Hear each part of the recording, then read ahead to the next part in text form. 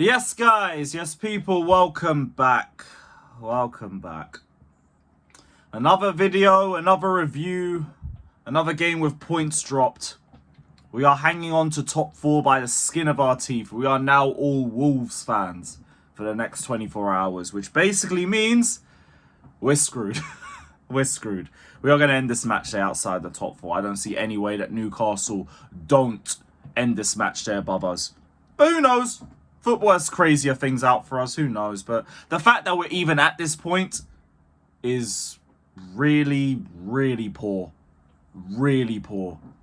Because, like, how clear were we of the Newcastles, of the Manchester Cities, of even the Fulham and the Bournemouths?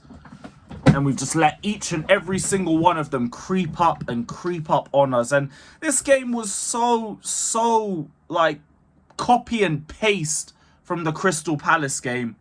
Is actually worrying. Because the first half, I have no faults. Bournemouth had one shot, and it was all because of Robert Sanchez being Robert Sanchez. And other than that, it was a sensational half of football from every single player on the pitch.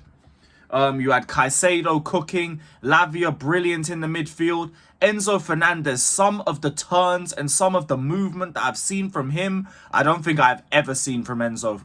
Sancho, unbelievable. Man had like a double nutmeg at one point and had such brilliant moments of link-up with Cole Palmer, who, by the way, scored another brilliant goal.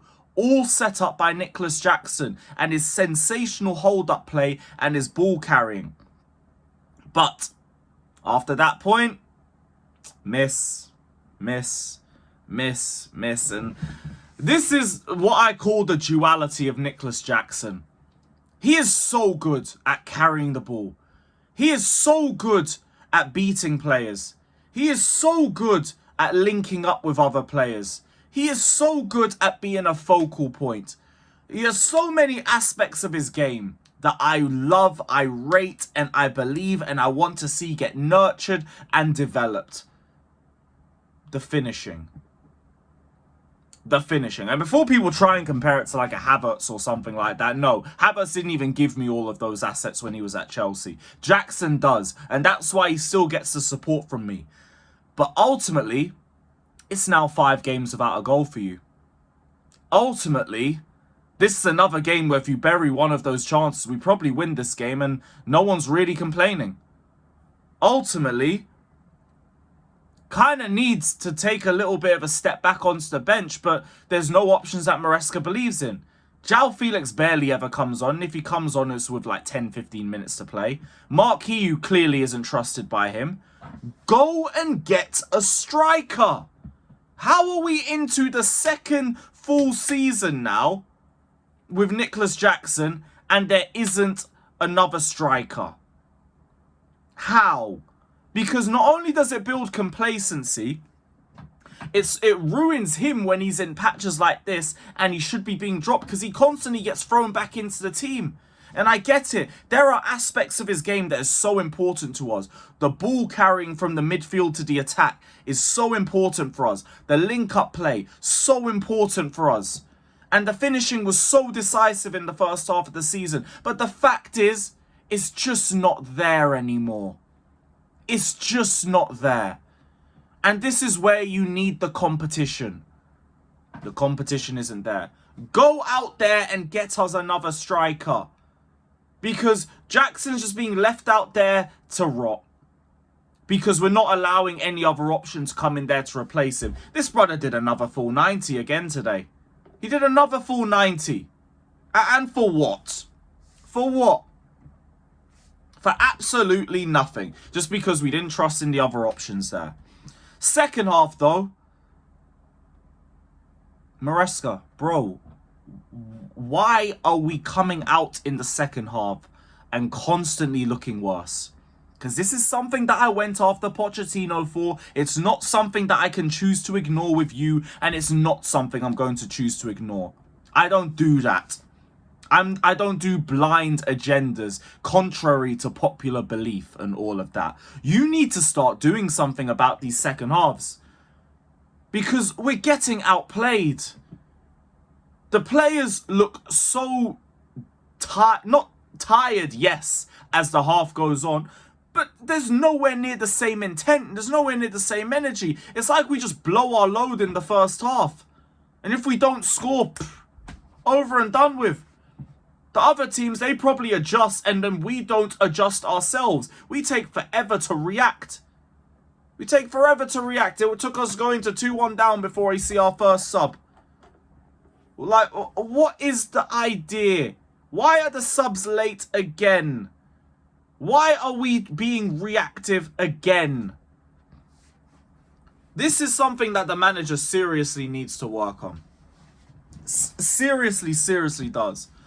Because the first half, I cannot fault you. I can't fault the structure and the system, in fact, but the game management, the substitutions, the timing of substitutions, and the fact that the players are just coming out for the second half looking worse, I must look at you. The Achimpong substitution as well, like, I was completely disappointed with that. Because you took him off straight after we went 2-1 down. Like, yeah, he got done by Semenyo and everything. But he had a good game up until that point. That is indirectly telling people we are taking you off to better the team. And we brought on Tosin, who had zero impact. If anything, looked shaky as hell the entire time he was on the pitch. Bar one good block, which I will give him credit for. You had one good moment in the match. The rest, shook. Scary scenes, and not for us. Not for us at all. Now, don't even get me started on the refereeing. The refereeing was absolutely atrocious. I have never seen VAR call for a red card check and then to go for a yellow. When has that ever happened? It's always been red card or not. There was for the Reece James free kick that we got, we arguably should have got a penalty because Jackson's getting his shirt pulled in the box. The refereeing was straight astounding. Huijsen, or however you pronounce his name, the fucking chill guy.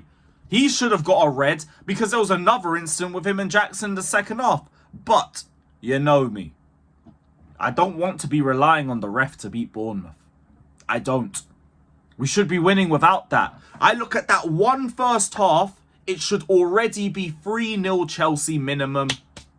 Game's done. No one's talking about subs. No one cares. Game's over.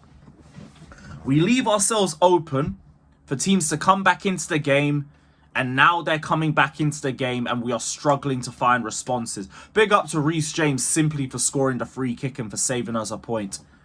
Like, a big game player, big game moments. There's already plenty of other reasons why I still believe in Reece James. This is just another one because he's got set pieces in his bag too. Reece James, though, you have all the time in the world from me until you cannot play at the same capability as you've done before. But you always show me that you can come back and ball out. The problem is you just disappear after a while. But you will always have my patience. You are proper Chelsea. You are everything that this club should be. Please, I beg you, stay fit. I beg.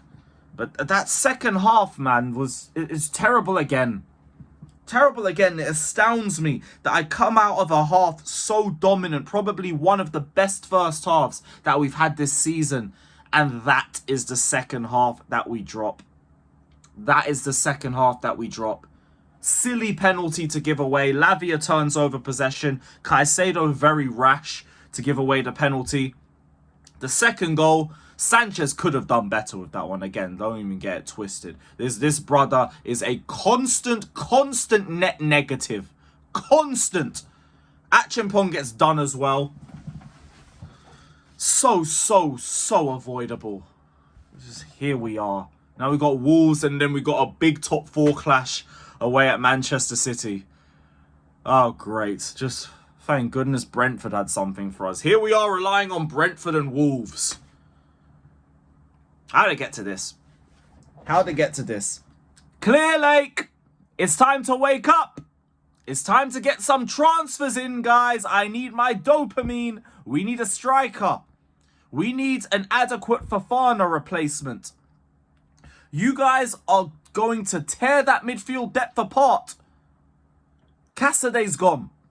Dewsbury Hall, and no one wants him anymore. Just discarded like a used toy. What waste of a transfer. Vega wants to go on loan. Keep him. Because like, we're going to need the depth that we can get. Well, he didn't even come off the bench anyway, so yeesh. Who else? There's one more. Chukwuemeka. That guy can't even get Conference League minutes. This is our midfield depth, and we're trying to get rid of it. So, recalls. Or bring someone back from the midfield. Scott made an amazing point of Douglas Luiz on loan because he looks like he might be on his way out of Juve. Get him over here. We need midfield depth. We need depth. Because the midfield, it looks like you're going to tear that apart. We need striker depth. It's not there. I know people are going to say 1 billion and we still need to go and get this depth. Yes. Yes, and this is where Clearlake needs to be held accountable. Because all this money that's been spent and we still need these areas to be resolved. And it looks like we're just twiddling our thumbs. And just not doing anything. Just waiting. Go and do something. You have another 15, 16 days left of the window. It's time to act. Big up everybody. Hit the like, subscribe, all of that crap. Up the Chelsea.